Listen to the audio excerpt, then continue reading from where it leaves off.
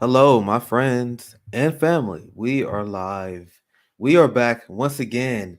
We are bringing back a classic today. We have the International Leftist Coalition, which is very fitting, considering next week. We are bringing back. Oh, sorry. Let me fix my audio. Considering we have the Anti-Imperialist Summit next weekend, so it's very fitting that we had a chance to get together. I'm super happy we got Asal Ra to join us. She's back again. How you doing, Asal? I'm glad you were able to join us. And then we also have Kareem and Peter, who also have been helping us schedule and organize this anti-imperialist summit. We got so many great guests because of Bet B. So really hope you guys subscribe to them. They got a lot of great content on their channel. We pretty much partners in this media game, especially when it comes to challenging anti-imperialism and challenging U.S. Western hegemony. Right now, issue I've been touching on a lot, and an issue that we're going to dive into. I'm gonna get everyone's thoughts on this. We're really going to analyze the conflict between Israel and Palestine, because I noticed when you look at the United States and their Western allies, they are smart in a very evil way, where they know that they have this giant elephant in the room that's shielding them.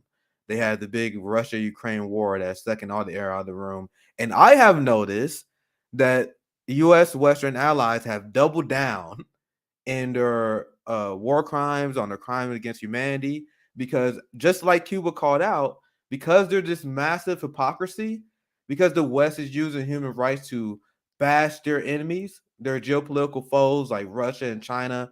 They was friends with India and Moody's government, but India decided not to join their UN Human Rights Council crusade, and now all of a sudden they said they're about to use human rights to bash India politically. And I'm not saying they don't have issues. I'm just saying there is an inherent problem when you weigh it inaccurate, when you being so blatantly hypocritical, like in who you support. When you support Israel, Saudi Arabia, and then you weaponize against other people. So what does that tell our allies? Our allies see like, oh, we can get away with whatever we want, right? So now you see it like there was a ceasefire, and they still working on this right now in Yemen. But you had the Saudi coalition that was breaking the ceasefire. I saw the corporate media headline because the Houthi launched an attack, and they was like, "Oh, see, they're breaking the ceasefire," but they're like, "No, they're still blocking. They're doing a blockade on medicine despite the ceasefire, which broke the ceasefire because part of the ceasefire was to allow medicine and food into the area. But they were saying, "Oh, we can't allow them to regroup. That's something we can't allow to do." So they broke it first. Then the Houthi strike. Now that's just another escalation on their part, right? Now we have Israel. Now I'm gonna get you guys in here very soon. Natalie Bennett has been on a rampage, and I want to get Kareem in here. I want to watch these videos that you wanted to pull up. Do you want to introduce the videos first? Just tell us what we watch. I'm gonna pull it up right now. Do you want to give us a nice little intro what we about to watch here? Yeah. This is a video, two videos actually, from a man called Barnaby Rain. He's a Jewish Brit who says two things so incredibly well. Okay, on one video is about how the media whitewashes Israeli crime, and the other video is on the whole idea of anti-Semitism. And this is so good because, first of all, he is a Jewish person himself. It shows that we have a lot of Jews on our side, on the left. Okay, so there is this distinction between Israel and Jewish people. I think that's very important to make, and people like this are so important because Jewish voices, in that's the way it works, are just very credible when they are actually saying the things that we say with regards to Israel and the whole idea of anti-Semitism. And it's why is these videos also important? Because this is not the United States that's being talked about. This is Britain, Europe, and it's very comparable to my country, the Netherlands, but also Belgium and Germany. So it also shows that this issue is very international. This how Israel and how the narrative about Israel is being controlled in pretty much most Western or all Western countries. So let's look at these videos. They're very, very powerful, and then later on we can discuss. Okay, so I'm gonna play a little bit of the video just because we gotta be careful when it comes to YouTube videos, like especially when we play a whole video. That's when like they will like pull your stream and shit. So Actually, these ones you're allowed, if I'm not I don't mistaken. see. Yeah, I believe you, but see, this is why I don't understand their rules, because they pull our Ukraine streams. Now you can ask yourself why they did that, but man, they using any excuse they can find. But I believe you, Kareem. So let's pray that they don't give us any issues here. So let's play Sure. this and let's see what he had to say. And let me fix my audio here. Something which is endlessly frustrating in reporting on Palestine is how violent repression by a militarized state is so often framed as clashes between two equal sides. Take this from Reuters. Palestinians clash with Israeli police at Jerusalem Holy Site. 152 injured. Or this from The Times. Clashes at Al-Aqsa Mosque in Jerusalem leave more than 150 injured. And finally, this from the BBC. Jerusalem, over 150 hurt in clashes at Al-Aqsa Mosque compound. All these headlines describe clashes which left lots of people injured. It's not suggested who injured who, and the passive voice is used. This is not Israelis injuring Palestinians or Palestinians injuring Israelis. Instead, a clash happened.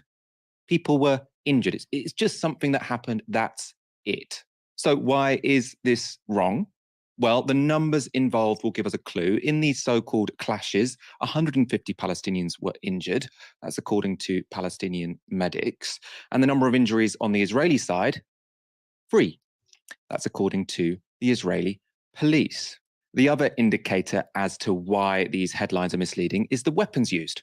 According to Reuters, the police attacked Palestinians with rubber bullets, stun grenades, and batons. According to Israeli police, Palestinians threw firecrackers and stones. And in this clip here, in particular, what we're witnessing does not look like clashes.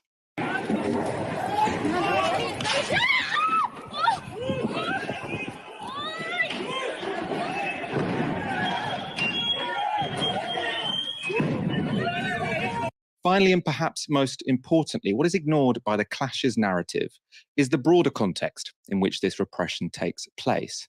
It's not just that one side is better armed than the other, or that more people from one side got injured. No, what matters most is that each of these immediate local conflicts exist in a reality where one side is occupying the other. The constant background is one of fundamental injustice. And in a time when Western pundits rightly claim armed resistance is justified for Ukrainians resisting their occupation, we might expect them to reflect on whether they should grant that same right to the people of Palestine. But no, it seems that's too much to ask. When Palestinians resist their occupation, even just by throwing stones, they become fair game for heavily armed police. Over the last few weeks, as you say, Michael, we've entered a kind of alternative universe. Refugees welcomed and given free train journeys, not left to drown. I've watched British journalists film people making Molotov cocktails to throw at their invaders, reporters cheering on the resistance, defending homes and hospitals. Posters on London streets I've seen saying, scan this QR code to send humanitarian and military assistance to Ukraine.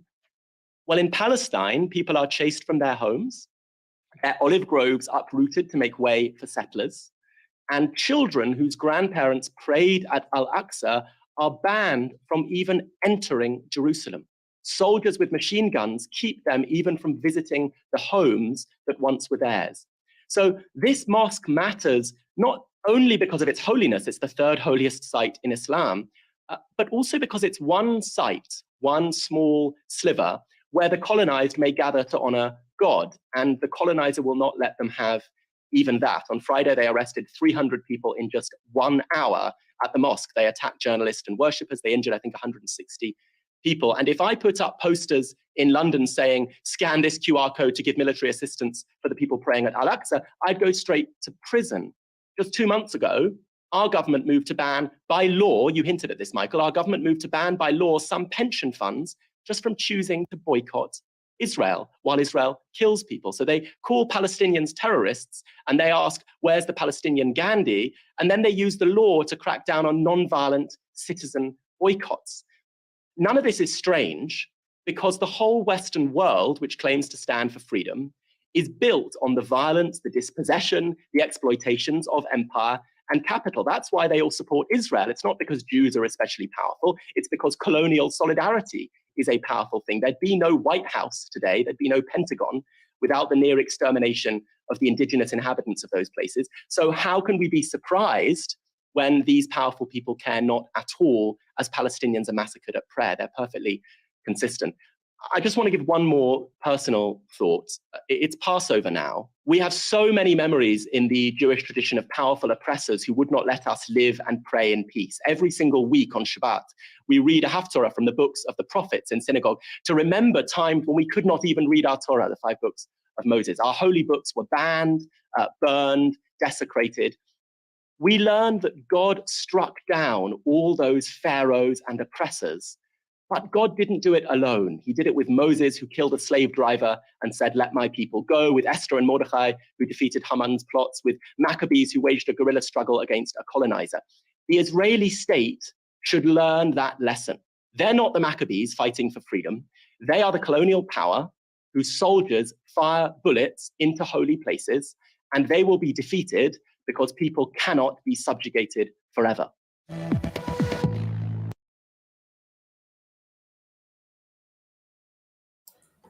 That was a great clip that touched on so many good points. And one point I want to make, and I want to actually open to the floor, and then we watch the second video. How they used clashes and how the media used a lot of subtle propaganda to mislead the situation. I'm gonna use this opportunity to get Asal in because you guys know I love Asal's Twitter feed because she actually does a really good job debunking these headlines. So I want to ask you, if you want to speak on that, if you want to add anything to that, like how the media use subtle propaganda to apologize for Zionist violent offensive. So you can speak on that, on anything you want to chime in on this subject. So yeah, I mean, we saw in the video like the use of the word clashes, right? You hear that every single time, clashes. Secretary of State Blinken, when he wanted to address what was going on, used the phrase de-escalating tensions. And when you use that kind of language, you make it seem like here are two sides fighting each other. And those two sides are equal when they're fighting each other. And of course, that's not the case. Israel is a nuclear armed, the only nuclear armed state in the Middle East, which the US won't even acknowledge. Israel is a nuclear armed military power that receives billions of dollars of military aid from the United States, the most powerful military in the world, is protected in terms of international law from actually being held accountable for anything by the United States. It militarily controls the lives of millions of Palestinians who have no representation in the Israeli government. The world's leading human rights organizations, by the way, the same human rights organizations that the US will boast of when they criticize states that the US takes issue with, but will reject entirely when they actually call out something like Israeli apartheid. The idea of comparing that to Palestinians who have no state, who have no military. I mean, Gaza is an open air prison. It's the world's largest open air prison. They have no control over their own lives. They can't move from one place to another without going through checkpoints. As we see in these videos from Al-Aqsa Mosque, this is their place of worship. They can be stopped by Israeli security forces, beaten, injured, arrested at any given moment. And there's no accountability within the state that says that this is not allowed. Now you compare that when within days later, after we see scene after scene of a historic mosque being damaged, by their windows being shot out, being attacked, Palestinians being attacked inside of the mosque, worshippers being attacked outside, you see just days later, a group of Israeli settlers, settlements, by the way, are illegal according to international law. So you have a group of illegal settlers that are in a mob chanting death to Arabs. Then there are no security forces. No one disperses them. No one does anything about it. So these are openly racist mobs inciting violence against a people who have no representation whatsoever. And this is called a clash. I mean, could you imagine if Secretary Blinken tweeted, we should de-escalate tensions in Ukraine? That's never how it would be talked about, because there's very clearly the way that it is framed is described as one side, which is an aggressor, and the other side, which is defending its territory. That is the case of Palestinians, but they are not allowed the same right to resist an occupation. They are not allowed the same right to defend themselves. And even when they take part in non-violent actions like BDS, that is made to be illegal. There are 35 states in the United States, 35, that's the majority, that have anti-BDS laws. So if you're a company that decides to not do business in Israel specifically because you are participating BDS, you can lose funding from the state government. It's as if businesses and individual people don't have the choice, the autonomy themselves to decide whether or not they want to take action, right? This is not calling on a state to do anything. This is individuals or businesses who make the decision to do so. For instance, when Ben & Jerry's decided, what did they decide to do? Ben & Jerry's decided to not sell their products in settlements, in illegal territory. That's what they decided. They didn't come out against Israel. They came out against the sale of their product. This is an American company, the sale of their product in an illegal settlement. What did Israeli officials call for? For US states to implement their anti-BDS laws, right? So the asymmetry in the way that we talk about these things, the way that it's framed, the way that it's posed, is unbelievable in how it's in how it's portrayed. I mean, even when you look at the phrases that we just saw in the video, when it says 150 injured, it implies that these injuries belong to both sides, when overwhelmingly those injuries belong to Palestinians. When there are deaths, when Gaza is carpet bombed by Israel, again, the same framing happens, except for the fact that the deaths are overwhelmingly Palestinian. So it is treated as if, here's this ongoing struggle, rather than here's this force that is breaking international law, that is abusing human rights, that is carrying out crimes against humanity every single day, and we never frame it that way. And this is the key point. The reason it is not framed that way is because then how would we justify giving billions of dollars of aid to Israel if we actually admitted, oh yes, they are carrying out crimes against humanity? Then there might be a question as to then why are we giving billions of our tax dollars to a state in order to do so? And because we want to maintain that aid, because we want to maintain that flow of money, you cannot have a media that actually frames the conflict with any truth. And that's why we don't see it. Well said. Peter, do you want to speak on that? Add anything, and then we can get back to Kareem, and then I want to get to the other video. Yeah, I mean, there's not much to add. I think Asal kind of summed it up really well. I mean, the only thing that this reminds me of is, I lived in Israel for like 5 months doing a semester abroad, and it really struck me as so similar to the United States in so many different ways. I guess the only lack of similarity is that the U.S. is guilty of far, far worse crimes than the Israeli state, but nonetheless, like some of the dynamics are very, very similar. So you have like a very active fundamentalist far-right religious segment of the population that is essentially the equivalent of the Islamic fundamentalists in the rest of the world, who are interpreting their religion in a very particular way, that is not really agreed on by everyone in that religion, but they have a very extreme interpretation.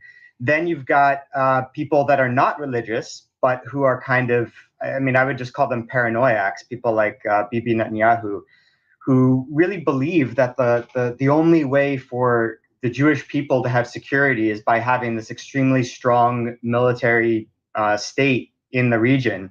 And they apparently, as far as I can tell, really do believe this ideology. And so it's similar to how in the US you have religious fundamentalists, Christian fundamentalists pushing for more militaristic foreign policy. You've got people that aren't religious fundamentalists, but who have these paranoiac security ideas about how US hegemony is absolutely essential for the security of the people, even though it's resulted in so many instances of blowback that have actually harmed real national security, not to mention the fact that we don't have real national security in the sense of having healthcare, or real national security would be preventing instances of blowback like 9/11. So it's very sad for me to watch, because when I look at what happens in Israel, it just reminds me of exactly the same dynamics that happen in the U.S., down to the media system not presenting people with anything outside of an extremely narrow range of opinion. So if you talk to a lot of Israelis, you have a very small left in Israel, just like you have a teeny tiny left in the U.S. that gets it, that has actually been exposed to very different perspectives that are different from the state's perspective, the dominant media perspective. But they're a small minority, and the rest of the population is tuning into the mass media outlets that only present a narrative that's very close to the government's narrative. And so it's very much the same pathology that you see in the United States. Yeah, and I wanna share this, and actually, because this highlights what Asal was mentioning. I showed this tweet before, but Asal, I love when you do these tweets, and you can chime in if you want to speak on this as well. But this is how they usually frame these issues. And this is like the original text: Palestinians and Israeli forces have clashed in and around Al-Aqsa, I will not say that, mosque and Jerusalem city, marking a significant spike in tensions. And you see how they try to make it even. This speaks on the propaganda that Saul was speaking on as well. You see how Saul corrected it as well. The Palestinian people was attacked. There wasn't a clash. It was attacked. These are just innocent people. And when I hear accounts, I hear people speak on this. This is one of the biggest mosques. I think the fourth biggest mosque. But not only that, it's like a hangout spot. I mean, there was some guy who was speaking when he was giving his anecdotal story. I mean, this is a place where many kids will go and study, like, especially at this point right now. So the offensive clashes that we see in the video with the Israelis like violently assaulting Palestinians, I don't know how they can justify and try to spin this as like some sort of fair conflict, and that's why I always try to call it ethnic cleansing. I want to get Saul if you want to chime in, if you want to say anything else on that, and then we get Cruse as well. There was just one little part in that because in that specific, I'll pull it back up. In that specific headline or tweet or whatever it was from CNN, you notice it says Palestinian and Israeli forces. Yes. Forces? Yeah. What Palestinian forces? That's the whole problem. Like, look, it's directly in our face. They are saying Palestinian and Israeli forces have clashed, which makes it seem like you have two militaries. You don't. There is no Palestinian military. There is no Palestinian Navy. There is no Palestinian Air Force. None of those things exist. So when it is framed this way, and the reason why it's important is not everyone has all this information. Not everyone is privy to all this information. Not everyone is a Middle East expert or follows every bit of the news. Nor does everybody have time to do those things. So what do average people do? They trust, for whatever reason, they still trust that they're watching and getting information that is accurate. So if you don't know and you read that headline, you assume here are two forces, here are two military security forces that are clashing with each other. That's not the case. So it is an absolute untruth the way that it is described. Well said.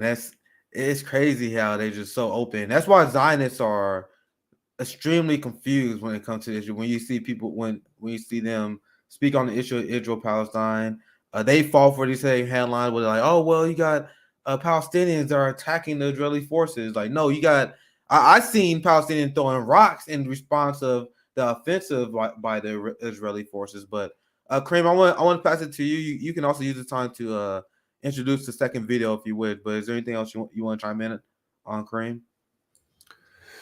Yeah, well, I think it's so important also to really start questioning why it is so normal to provide all the help to Ukrainians, which they deserve. I think all the refugees and people under siege should get all the help they can get.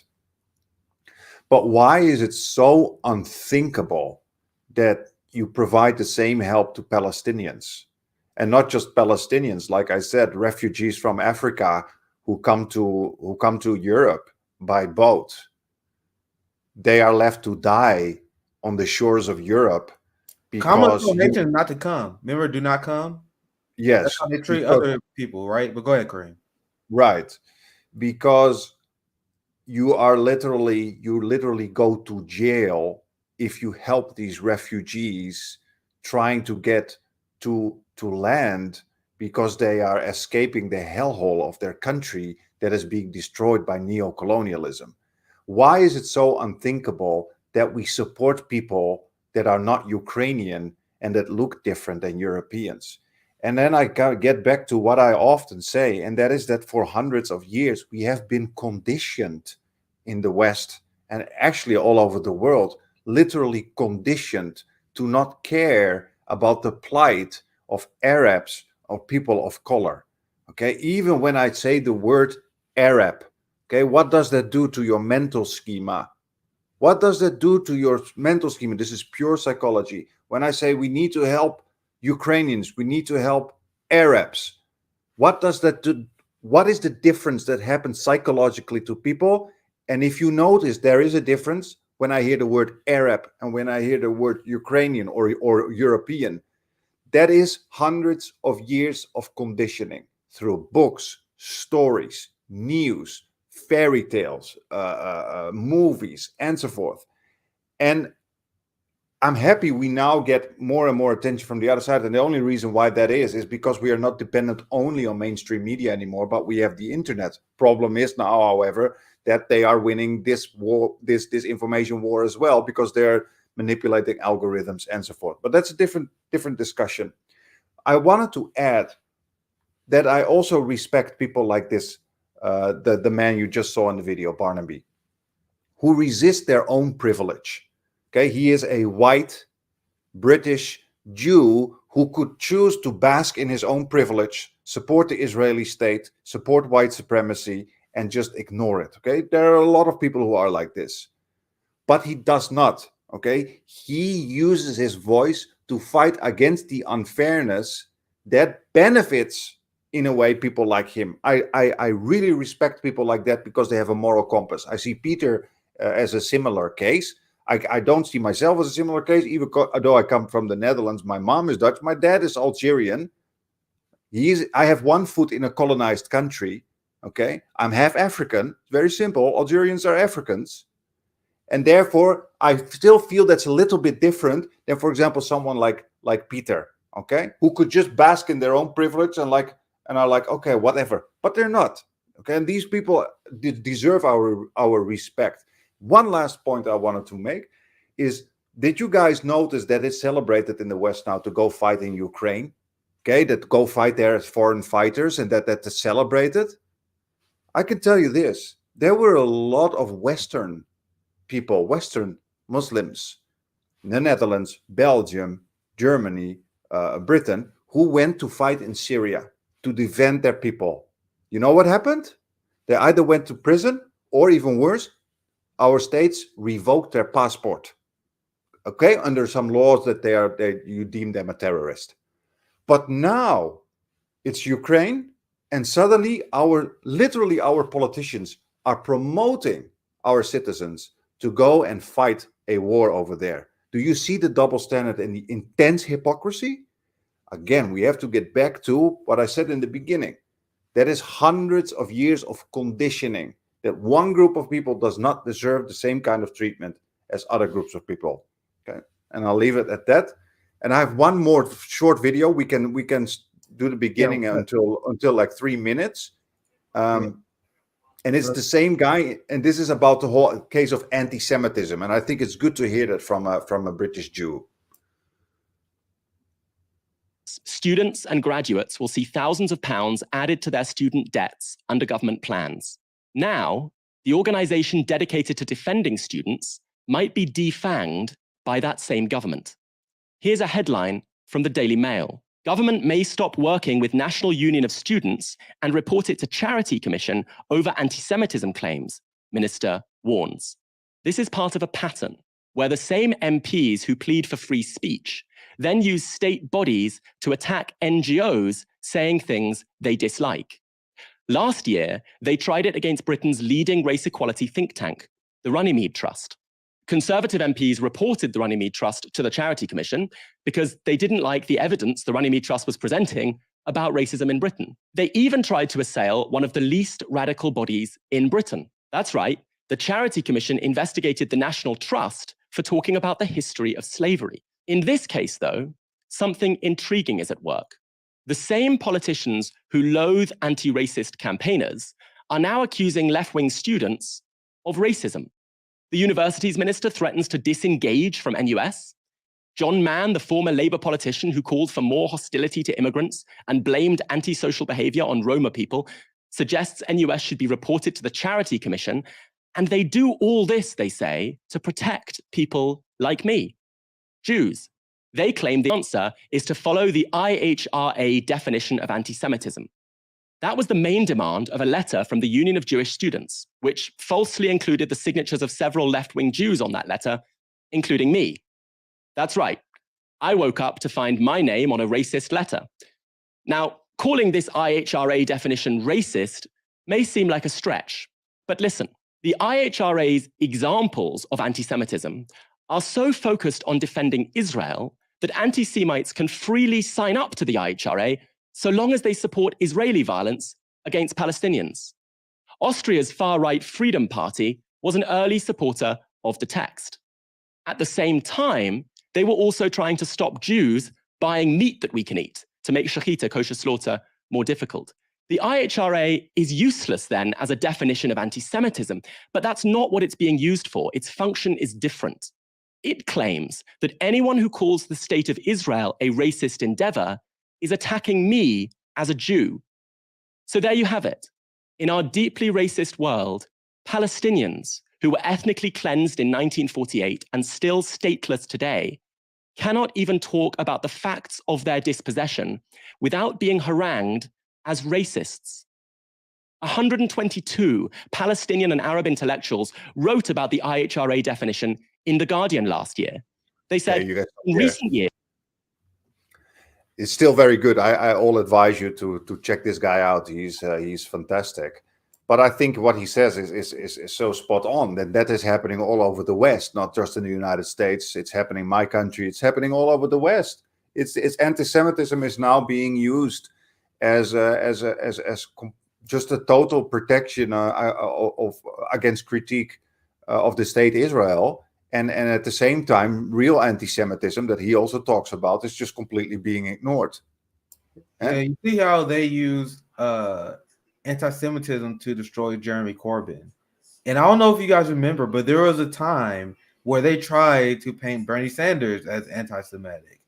But it was so ridiculous that it was shut down almost immediately because people was like, how are you going to call a Jewish man anti-Semitic?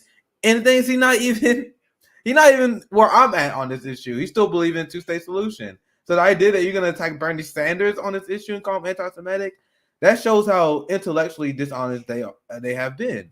And that is how they weaponize anti-Semitism to intimidate and silence anyone who speak out against the Israeli state. So I want to pass it to Saul, and we get Peter as well. Do you guys want to speak on how they usually use those tactics to silence people who speak up for Israel? You can take that however you want. Go ahead, Saul. Well, you brought up Bernie Sanders, and he's not, unfortunately, a unique example, right? Barnaby was talking about himself, for instance, but J Street, for instance, is a Jewish American organization in the U.S., which is obviously recognizes the state of Israel, wants to protect the state of Israel, but recognizes Palestinians as human beings and believes in the fact that they should have equal rights.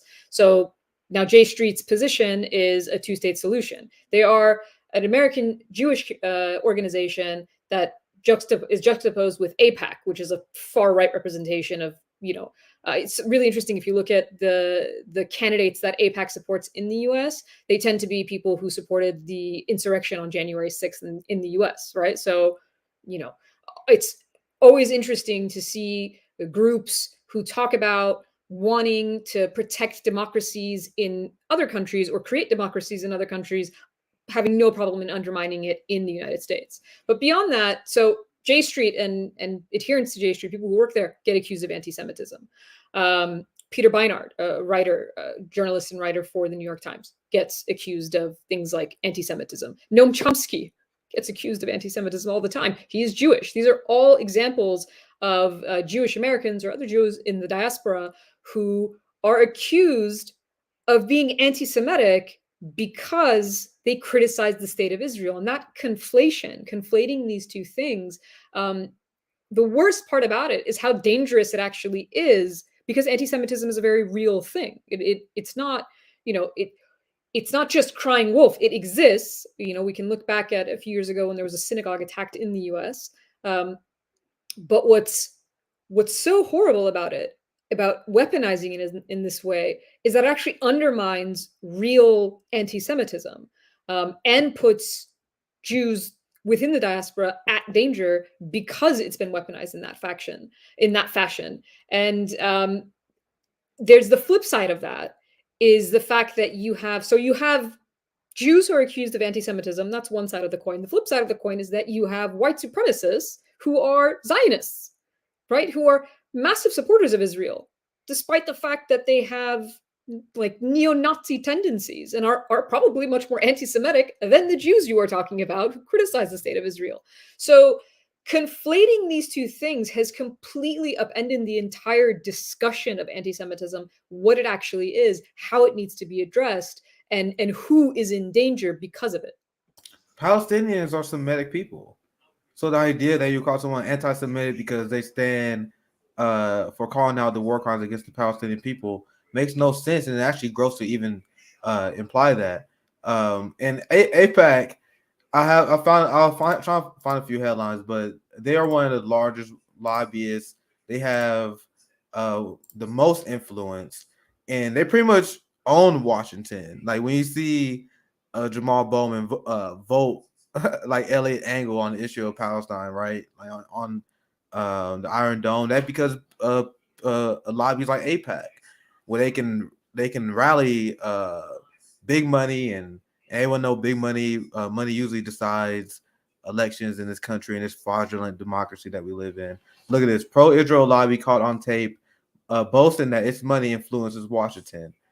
And then we have a lot more on. Which one is this one? I'll pull another one.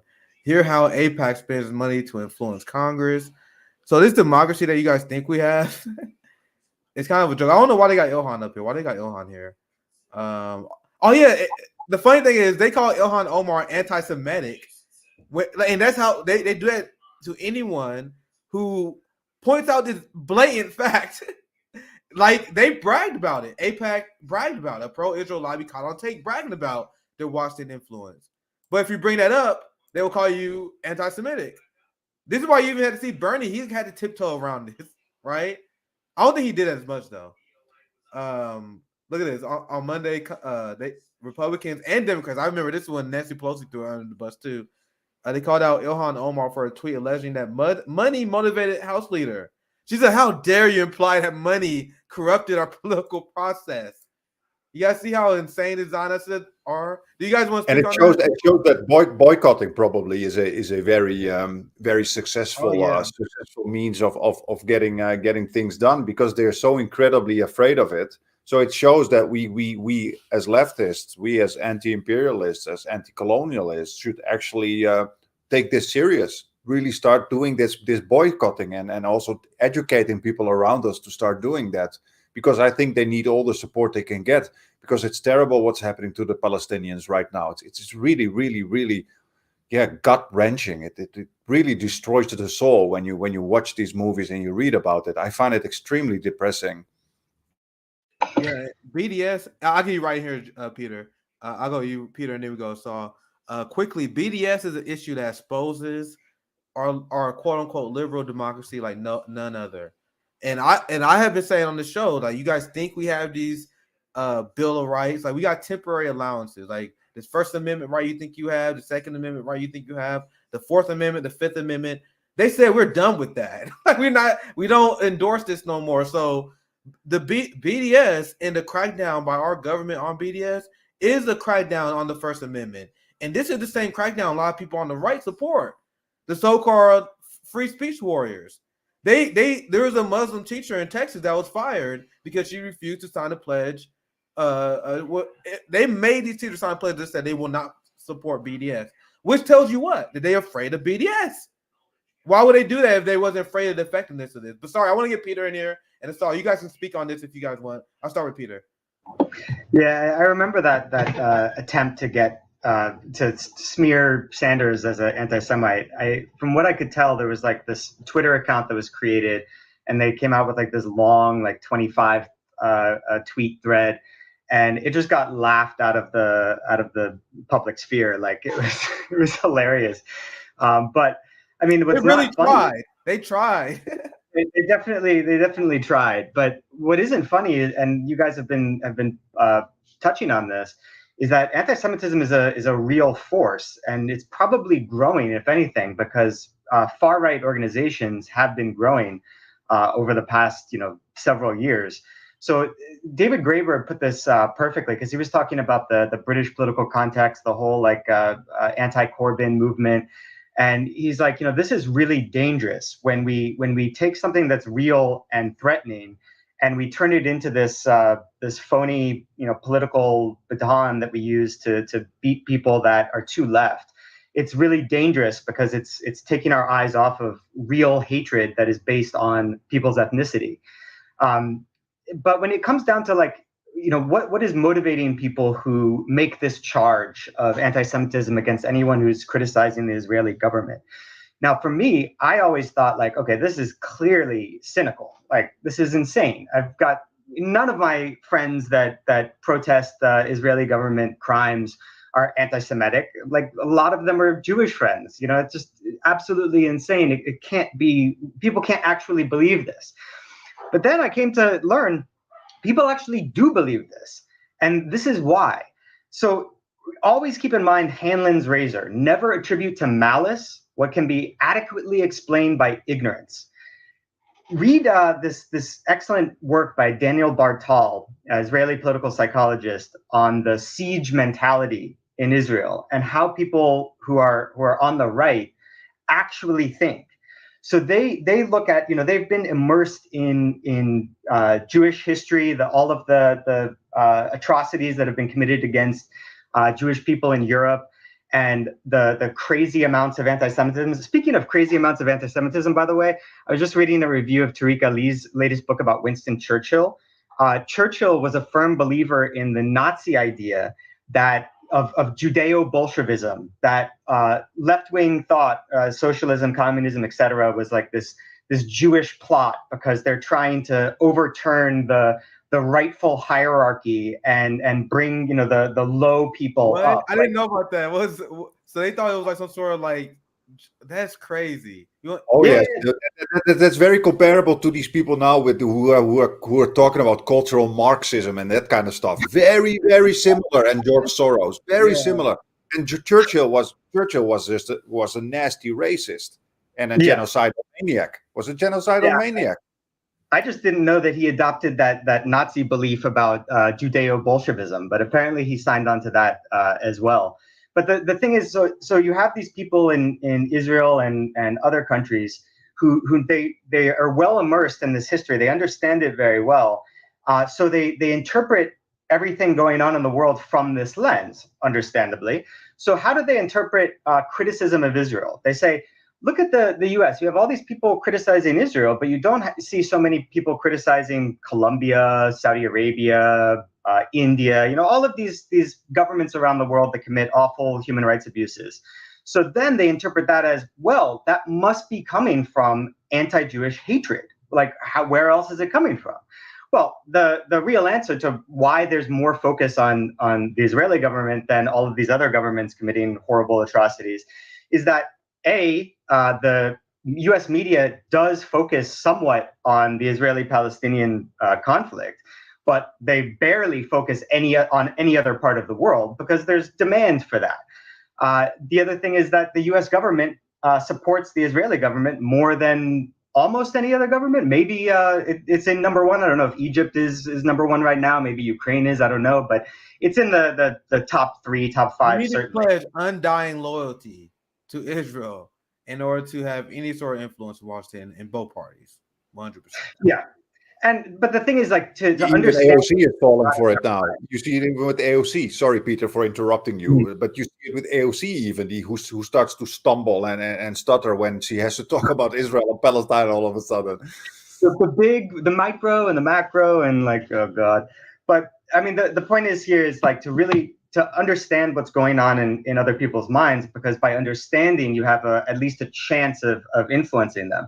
So what they're completely ignorant of is basically all of the crimes of the Israeli state. Like, they might know a little bit, like, yeah, I'm sure that there's bad apples here and there, and there's mistakes were made and whatnot, but they don't actually get the stories of the victims of the Israeli state. They don't get, like, you know, the friends that are crying over their friend or brother or wife or husband or whatever dying. They're completely ignorant of that. They have such a small amount of information. So for them, because of their ignorance, that's how they interpret criticism of the Israeli government. There are people, I'm telling you, they really do believe that, as absurd as it is.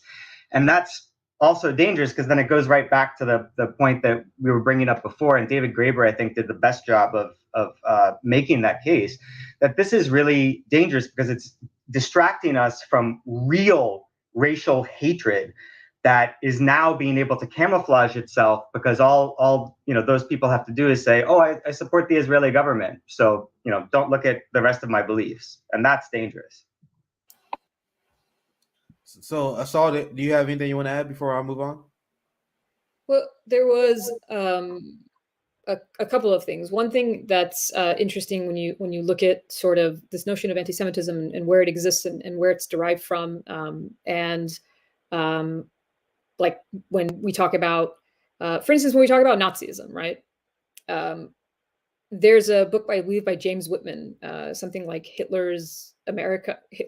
Like, basically it's about how Hitler and the Nazis were, like, modeled many of their laws, many of the Nuremberg laws, off of the US model, like Jim Crow, right? So it's interesting when we sort of have this discourse about anti-Semitism, and yet we don't really talk about the roots of where it came from, and how a lot of that, the idea that's always used, right? Nazi Germany, World War II, this the only history apparently most people know, but they don't know the connections of that history. So they know that this event happened. They know that there was a genocide. They know that 6 million Jews were killed in that genocide, along with millions of other people within those camps, but very little knowledge of how Nazis actually modeled some of their laws after the United States. And so that part of it is interesting in understanding when we sort of take this moral high horse every time we talk about something. It's like, well, they got some of their ideas from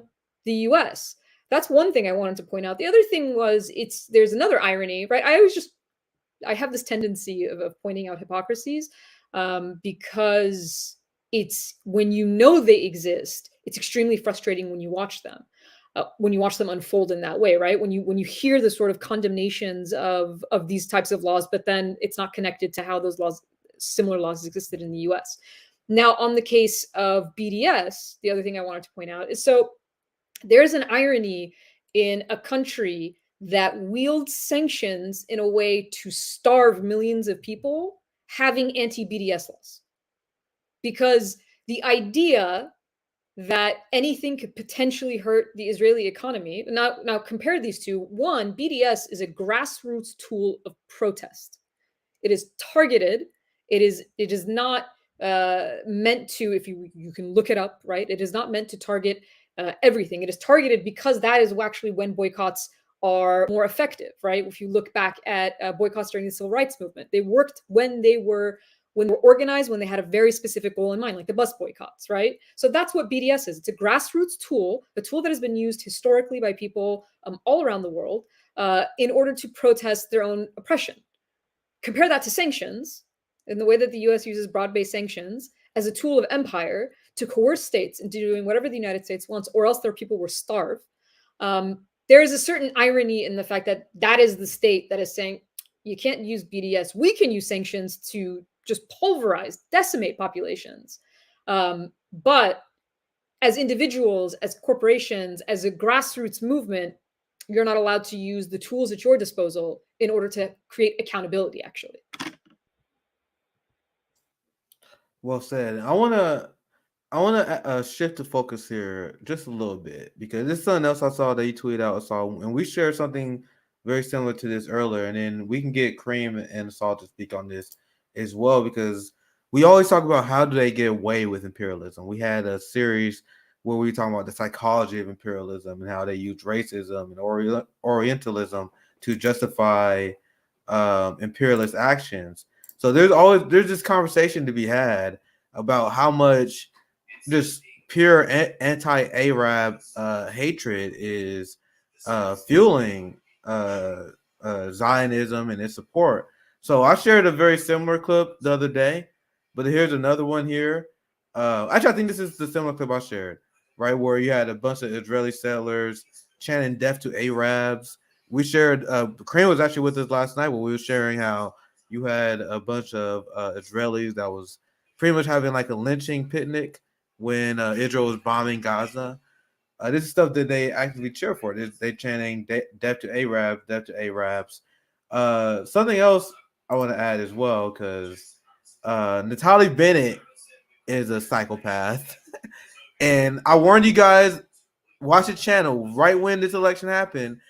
Obviously, I was happy that Netanyahu lost, because obviously he sucks and you like to see that guy take an L. But there is not a victory seeing him replaced by Natalie Bennett. And he has said radical stuff like, we think Israel, why not? Israel should just annex Gaza, just take it. Now he walked those things back later, but this is things how he gave speeches about this, right? And now he gets power, and now look what Israel's doing. Now this is what Natalie Bennett said: I've killed lots of Arabs in my life, and there's no problem with that. Now, guys, imagine, since we're in this state of psychosis, which is good that people care about Ukrainians, but imagine if there was a quote where Putin was like, I killed a lot of Ukrainians, and there's no problem with that. Imagine they had that quote, right? So that actually leads to the hatred of Arabs and how they normalize violence against Arabs. I can only imagine the amount of Israeli soldiers who brag about their kill counts, because that's been the thing. So I want to get Cream in here, and we can go Saul and then Peter in that order, so you guys can chime in on this. And go ahead, Cream. Yeah, good that you say that, Nick. And I think that brings us to a very central point of the problem.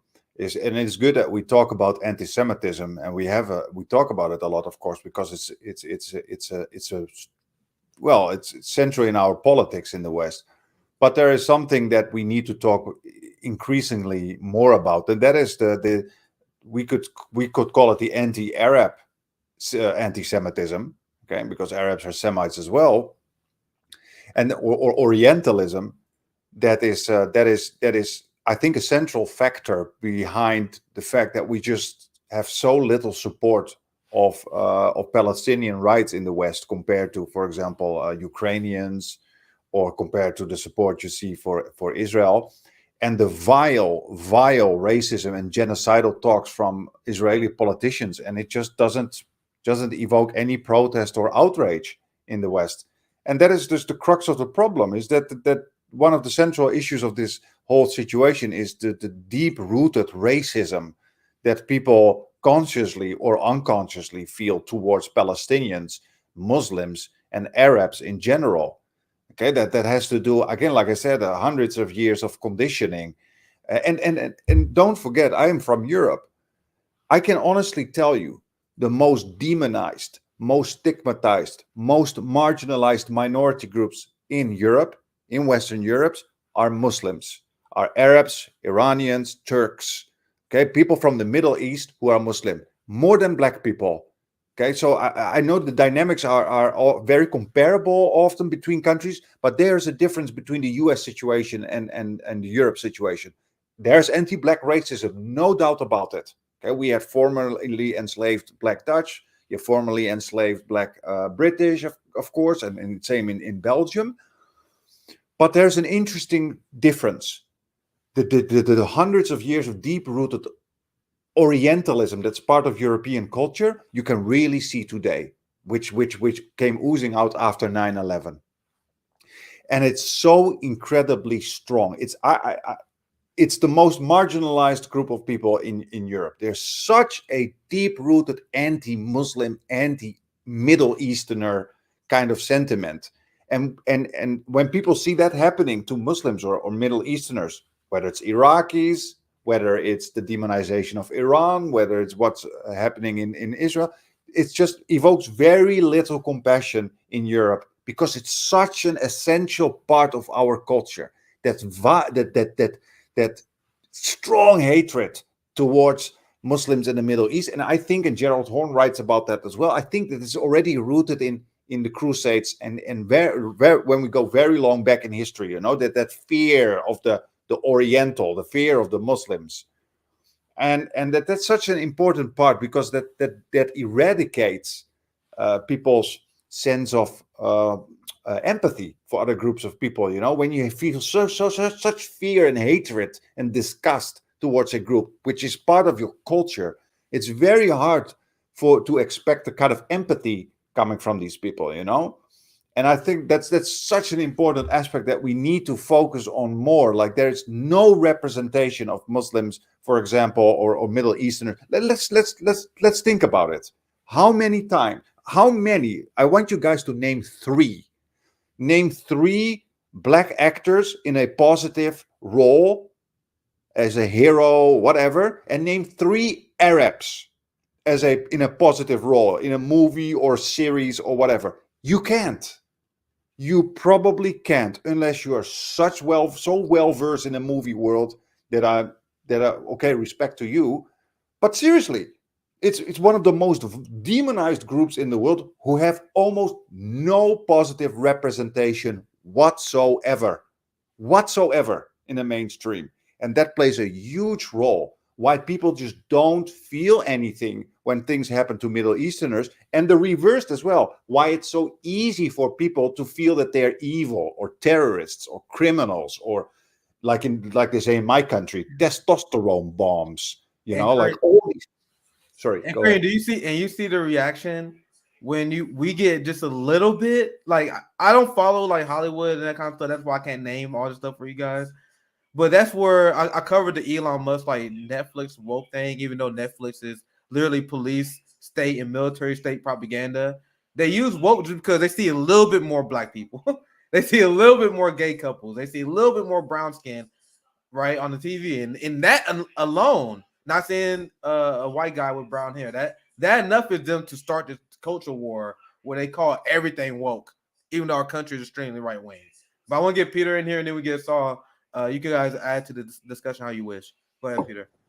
Yeah, I think like to build on some of the psychological dynamics Kareem mentioned a lot earlier, like when you have media representations that are all very similar, like what was that? Real Bad Arabs was a documentary showing how like the dominant portrayal of Arab people in Hollywood was as terrorists, violent people, etc.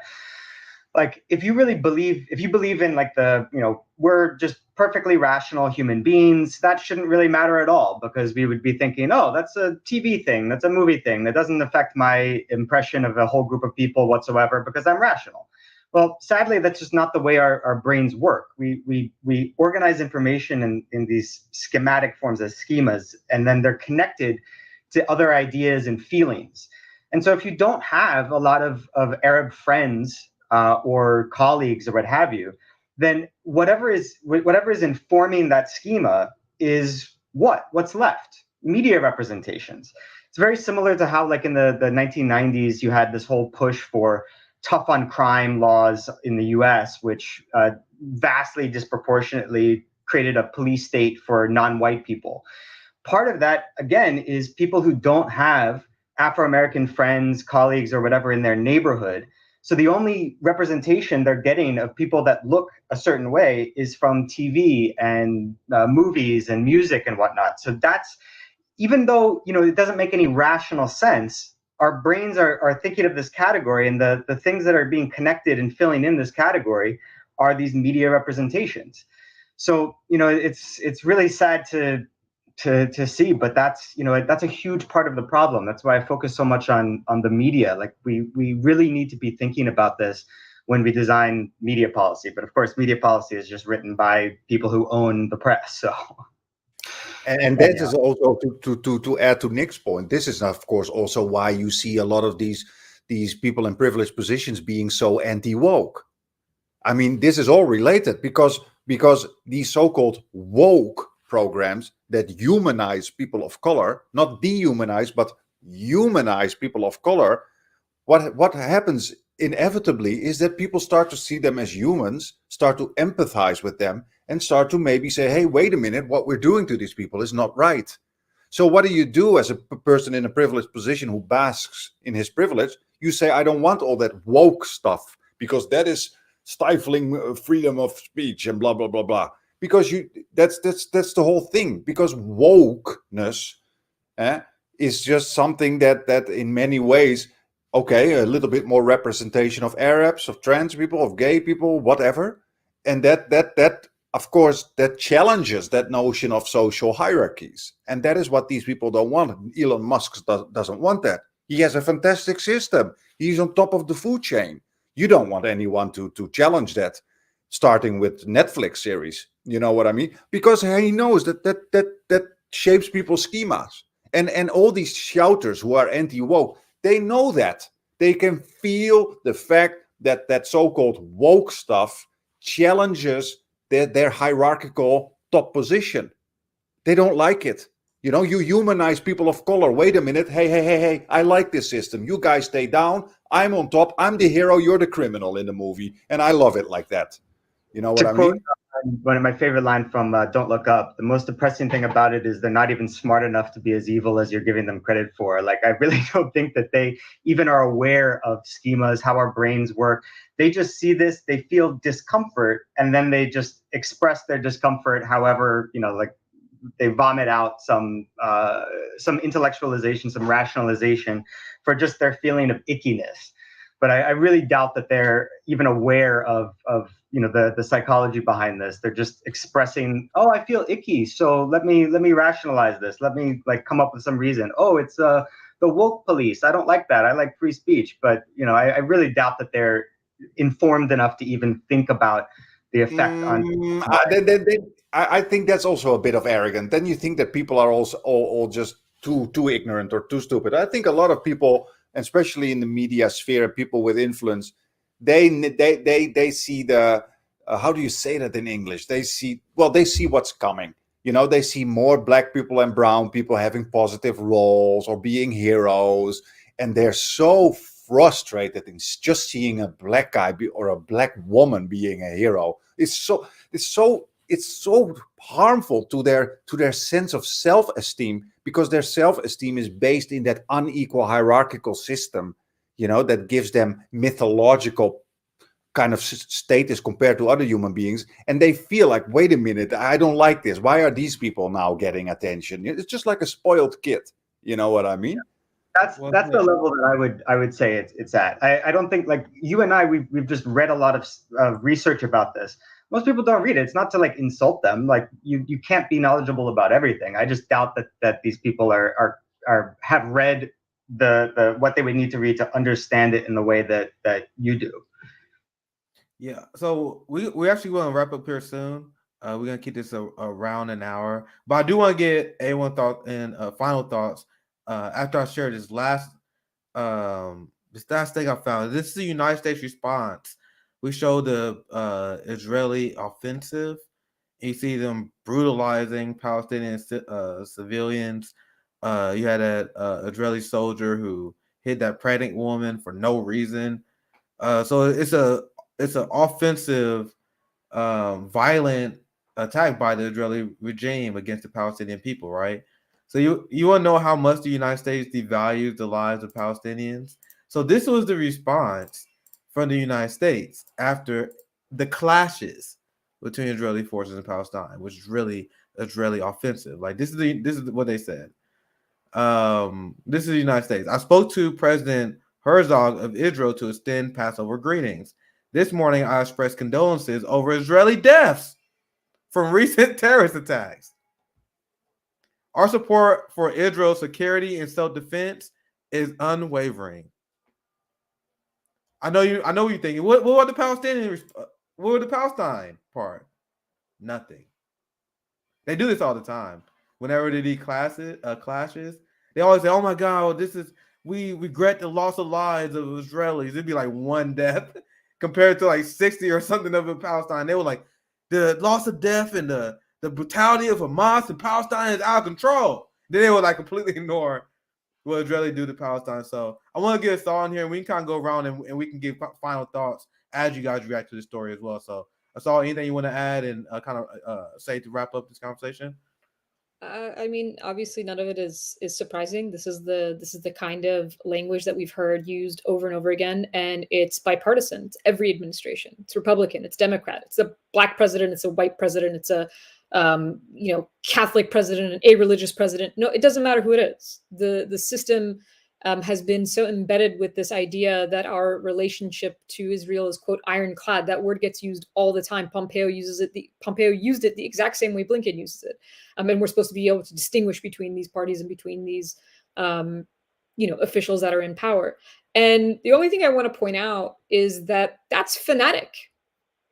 That's what it's called. I mean, we refuse to reflect on our own societies and recognize when they are in fact fanatics, right? But to see videos of right-wing religious extremists that happen to be Jewish and Israeli, of settlers yelling, and this has happened repeatedly, death to Arabs, and then saying, our support is unwavering, it's ironclad.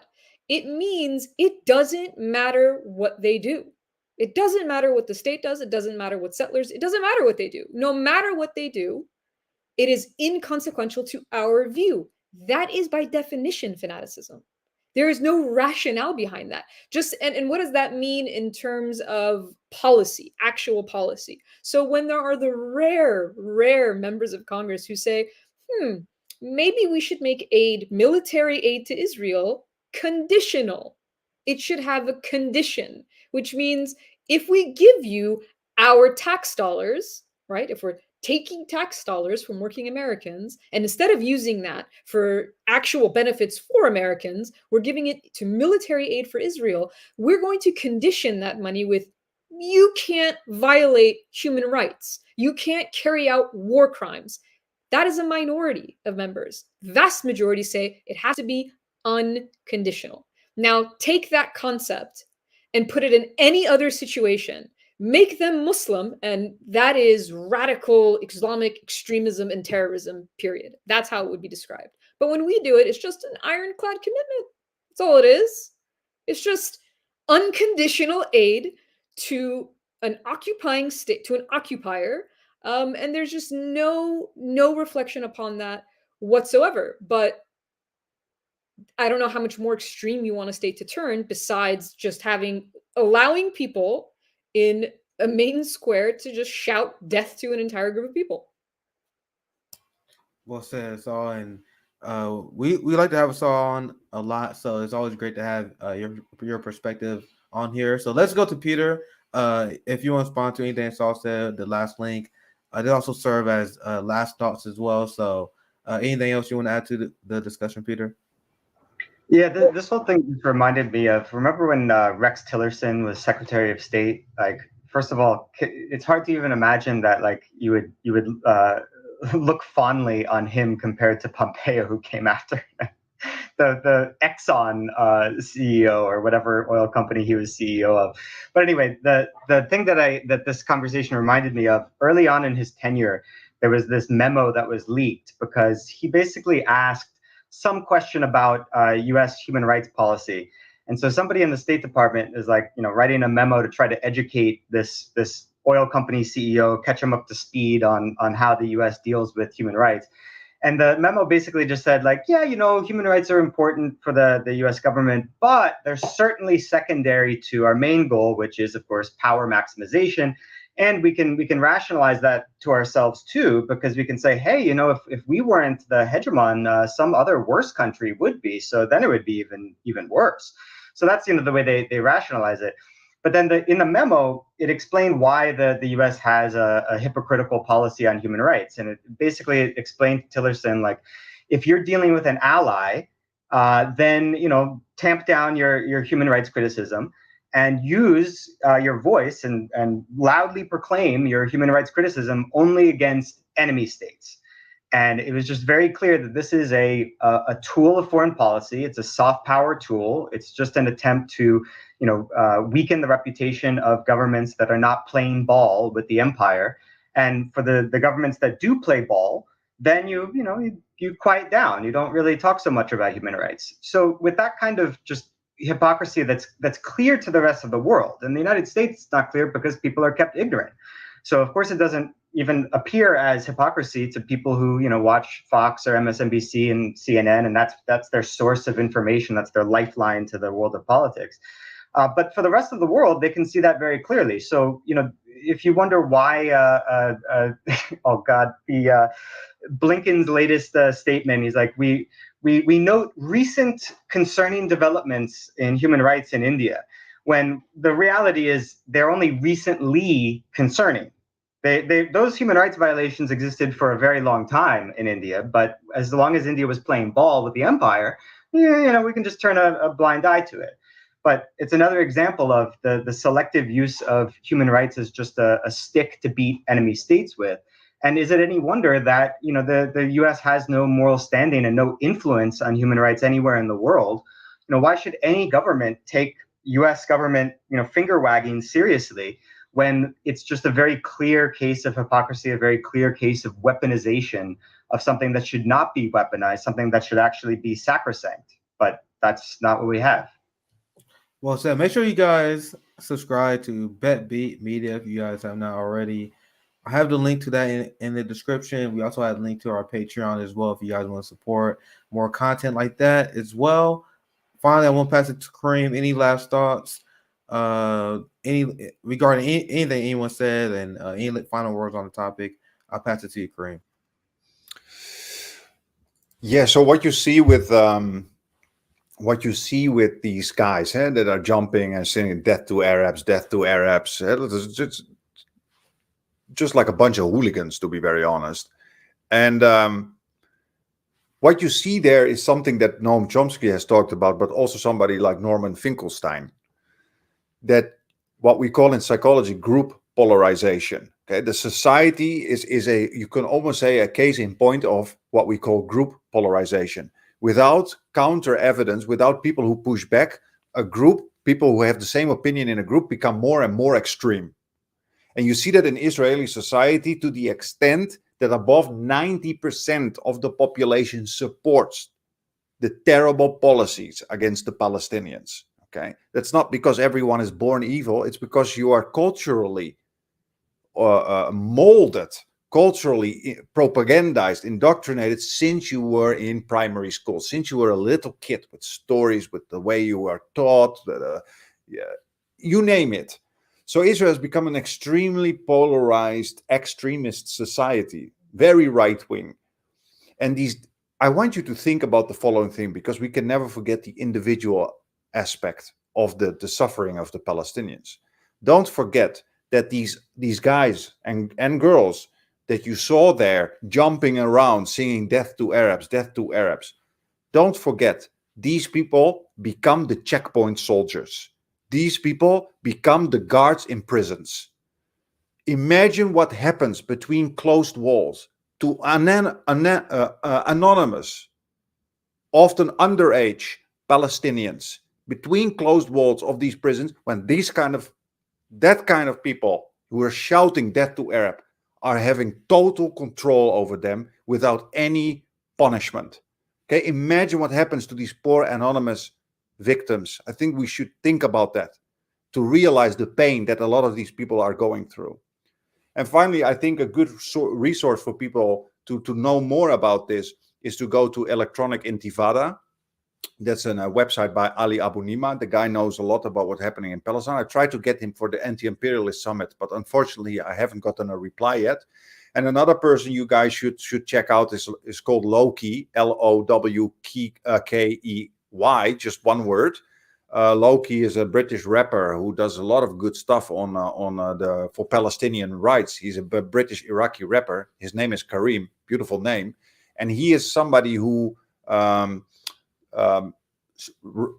creates rap songs, music that is really activist, to the extent that the Israel lobby is trying to get him banned from social media. And he got a lot of support from all around the world, from big names trying to support him. I also tried to get him for the Anti-Imperialist Summit. Unfortunately, also haven't heard back from him yet, but we have so many great guests already. But yeah, I guess that's it.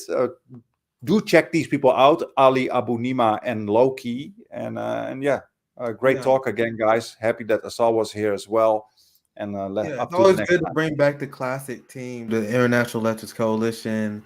This is how it all started. And we're gonna put this panel again not too long in the future. Make sure you guys tune in. This is next weekend for the Anti-Imperialist Summit. We got a lot of great speakers. We will be releasing schedules here very soon, graphics, and I'll let you guys know time each panel will take place. So in order to support our work, please support us on Patreon. Please like, subscribe. Make sure you guys subscribe to BetBeat Media. They do a lot of great work, and they helped us out a lot, especially with all the great guests that we was able to get. BetBeat helped out a lot. So appreciate all you guys for watching. This SocialistMMA. We sign out. Thank you.